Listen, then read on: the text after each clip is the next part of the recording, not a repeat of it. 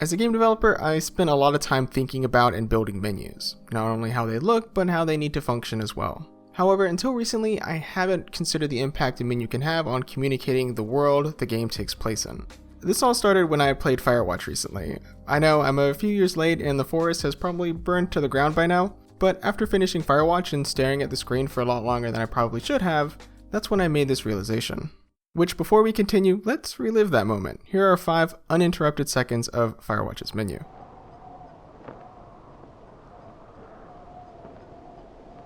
How does that make you feel?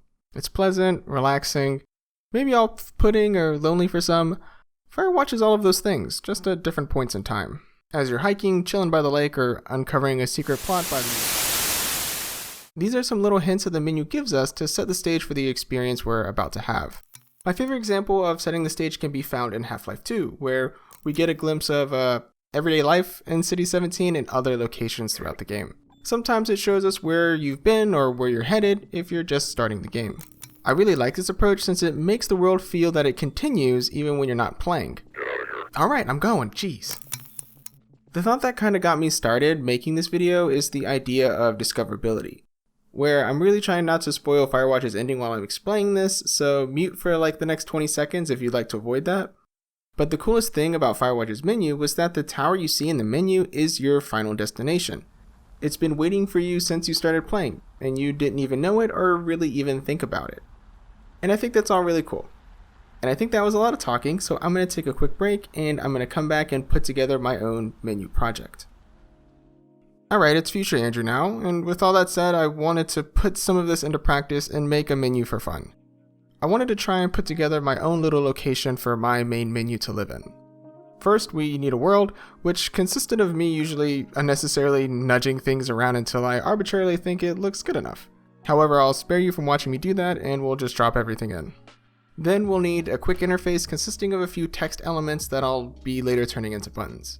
I also have some placeholder screens for options and extras to test the functionality I'll be putting together. Once that's all in place, I'll write some quick button functionality that lets me use custom events to tell my interface when to switch screens. I'll then write some basic switching functionality to switch between the different screens of the interface. And clicking on each button, we should now be able to switch between each screen. This is a bit overkill for such a simple project, but it's a setup that's worked for me quite well in the past, so I wanted to further test it out within this project. We just need to add some better lighting, additional effects, some nighttime sounds for the forest, and a little wiggle to the fire. And with all that done, this is all starting to feel pretty good. For our last finishing touch, I also made it so you can click on the radio to play a little static sound. And that's about it. Here's my completed menu. I'm pretty happy with how it all came out. And I think that's it for now. Thanks for spending your time with me. Before you go, do you have any menu that you really like? I'd love to hear your thoughts down below. Until then, I'll see you next time. Now that almost everyone's gone, I wanted to give an extra thank you to all the wonderful people that support me and my work on Patreon. Specifically, I'd like to thank Todd Andler, Andres Brillin, Balthazar, Juan Pyong Choi, and Spectre XR. And an additional thank you to all these other wonderful people. And now that's the actual end of the video. I'll see y'all around.